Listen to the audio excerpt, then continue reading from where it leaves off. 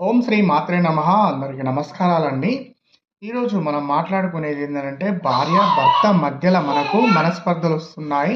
ఎప్పటికీ వాళ్ళిద్దరి మధ్యలో ఘర్షణ మొదలవుతున్నది. మనం ఏం చేయాలి గురుగారు అన్నప్పుడు, ఇప్పుడు నేను ఒక మంచి రెమెడీ చెప్తున్నానండి. అది ప్రతి ఒక్కరు చేయండి. ఏం లేదండి, మీరు పచ్చకర్పూరం తీసుకొని రండి. పచ్చకర్పూరం తీసుకొని వచ్చి 2 ముక్కలు తీసుకోండి. తీసుకొని మీ తల కింద మెత్త కింద పెట్టి మీరు నిద్రించండి. ఉదయం లేవగానే ఆ పచ్చకర్పూరం 2 బిళ్ళలు తీసి ఒక మట్టి ప్రమిదలో పెట్టి వాటిని కాల్చేయండి.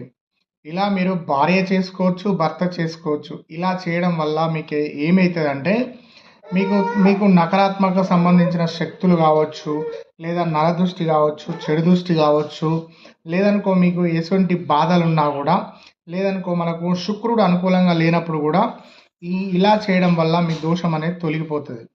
అర్థమైంది అనుకుంటున్నాను. నమస్కారం.